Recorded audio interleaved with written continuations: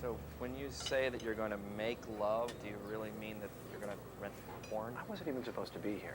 I'm just Now, saying. do you remember how long it took us to come up with that line? I'm not going to. A long time. It was like one night, and that's, like Kurt Vonnegut said, one time I think he sat down and said, oh, I only wrote one line, but it was a, darn good line. And sometimes as a writer, you might sit down, you might get 10 pages out in one day, but then sometimes you might get one line David out. Schneider, mentioned earlier, for one of the directors. Co-writer, co-director of Stark Moving Man. In a star turn.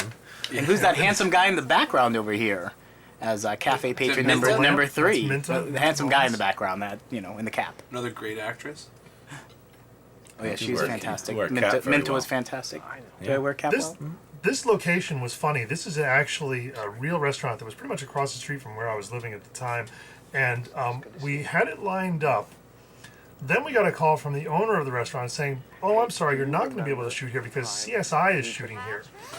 Coincidentally, we know the producer on CSI, Yeah. so I was able to call him Narayan and say, "You stole my location."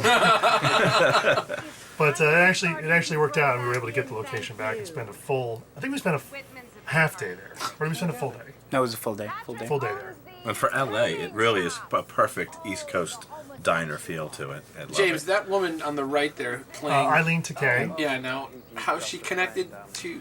She is an actress and one of the principal executives at the Boston Court Theater in Pasadena. That one's the homosexual. She's great. She We've was a known her riot. for years. She is awesome. She just walked in and just kicked the door in and said, let's do it, boys. Yeah. Just, And this was one of my favorite scenes to write. I thought it was hilarious, and it just one of those that just kept getting funnier and sharper the more we rewrote it. Well, this is a funny scene because I think our point behind it was trying to show Patrick in his environment. Patrick interacting with people in the town. How is Patrick perceived by the locals? How does Patrick perceive himself? Mrs. Whitman's car had an encounter last year with a telephone pole. I had an encounter with a telephone pole.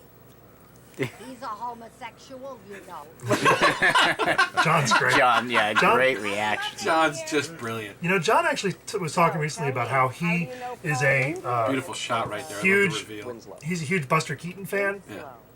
And Buster Keaton's thing was always to work with the negative space. And I was thinking about it in relation to John's performance here, because he really does, in a way, he really counterbalances you, Tommy, because you have a lot of monologues and a lot of action. We haven't gotten your character yet. But, He's coming up. but John really is very minimal and very small. And it's nice because there's these two characters. Patrick's We're on flanked by the these two extremes. either side of him. One is the high energy, and one is very It was supposed to be a bird. chill.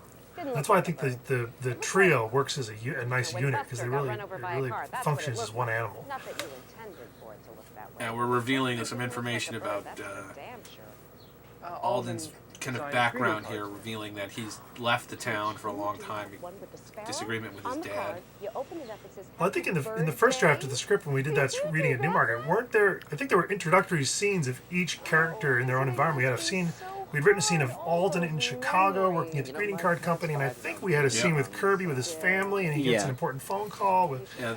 And then we had Patrick, and then somebody said, Tom, maybe it was you who said that the story really is Patrick's story and you should focus on in the paper. Patrick. That's right. That everyone had an introduction in the beginning. But you know what? Even though that never ended up being in the final, even like making it into the final script, it's important that we wrote that information because I think it helped us understand the characters. We knew that stuff existed. But little things As pop up writers. here and there, like in this scene, like the moment we were just talking about. This is also a neat scene if you're in the low budget environment, because there's actually 3 movements to this scene. If you're limited on budget, you've only got a location for one day. Not There's some- physical movement, you mean like a musical movement. Yes, exactly. There's the part between the two of them, and then there's the 2 women come in, which gives you more information, and now there's yet another part to this scene. And if you're limited on locations and money, Ladies, excuse me. Well, again, it is play-like in that, and that is somewhat into. There he Who's is. that? There's our man. Hey, Now, let's see. I wish my hair still looked like that. I really like that sort of bowling alley down the middle. This entire thing. commentary track's going to be about hair. Yeah. John's got the best hair. Yeah. Jason Alexander And called again- me. He said he wants his look back. And again, in this scene, I'm wearing a cap, so you can't even see my hair. I don't even know where you are. I think I'm- they cut you out of the film. Yeah, I kind of upset about Yeah, that. you're back there. Way You're back. behind Paul's shoulder. But it's funny, Paul. You talk about hair. Yeah. And I remember when we were in pre-production, Tom Rhoads here and John kept emailing me about their hair. A little OCD about hair. We were, you guys, all of your acting is through your hair because we were going to do it. You were obsessing about a mustache or a goatee, and then No, John you was like, wanted me to long do hair, a short hair. mustache, and I grew a mustache for you, and I look like I should be hanging outside a playground, waiting for kids to get out during the school. And I said, this can't, I don't think I've ever, and I've still got all those emails saved somewhere, but I don't think I've ever talked to anybody about hair. We're going to It's have like it on the months of hair. It's going to be on the insert of the DVD. You can read the emails. Now, I do have to give Tom Rhoads kudos for this scene because I remember it was getting kind of late and we had probably 8 pages this scene was. And was, you could even hear the, people being like, how are we going to get this all done? And Tommy just nailed this scene. It's a very Tommy heavy We call scene. it Tommy One Take Road. Tom, was this your first day on the film? No, this was actually, we had shot everything in Oh, we shot all the Rhode in Island stuff Rhode Island. Now, first. this was our first day back. So this was actually an interesting day because you were in like a groove, in Rhode Island. We came back, we had a week off, and then we started doing this. And I particularly remember this scene because I was exhausted, and you still would not let me have coffee or cigarettes. That was a rule. I was not allowed to have coffee or cigarettes lest my energy level go to places where the red line. Oh, hey, it's like that movie with the guy. Great line. I like that. And again, even And the reaction looking again. at the indie filming thing, this scene was actually, I think, even maybe 2 to 3 pages longer. I think it was actually 45 pages longer. And We cut it down to 22 pages. Tim did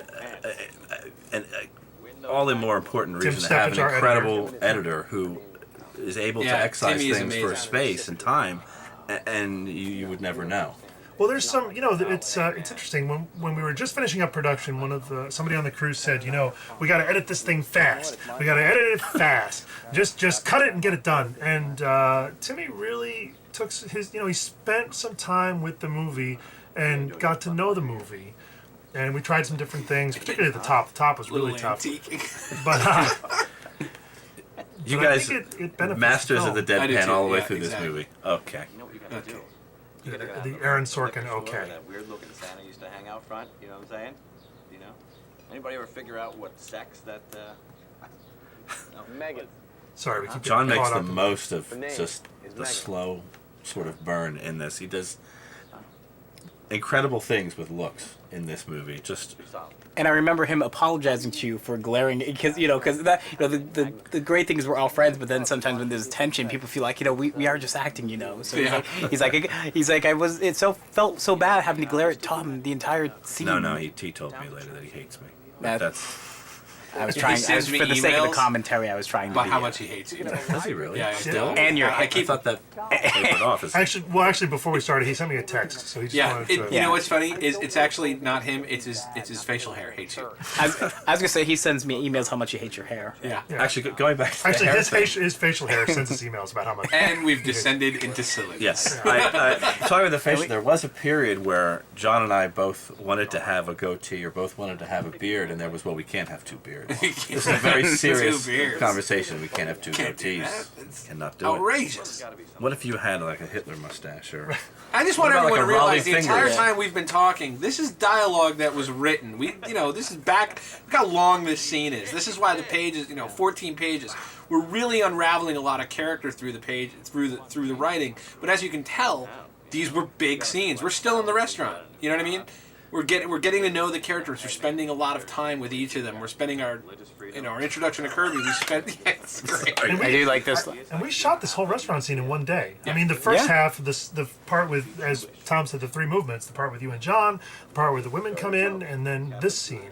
It was all one Maybe we should do something. long day. Ah, come on, why not? If you're up for it. Oh, tomorrow would be much. you say your father's funeral is tomorrow? I also like, Molly, my wife Molly always says that the film really kicks into gear for her once the three of you are together. I love that he's already shaking his head yes. Yeah. Yeah, let's do that. You guys each bring so much to the characters. I think it's just nice. Little things here and there that really, I love that moment. Yeah, it's brilliant. They both The handle it animosity so well. between those two characters is pretty clear, right there. And I like this. I like the kind of The reset, he the kind of gives emotional it. reset. Yeah, I like that you stayed on him too. Yep.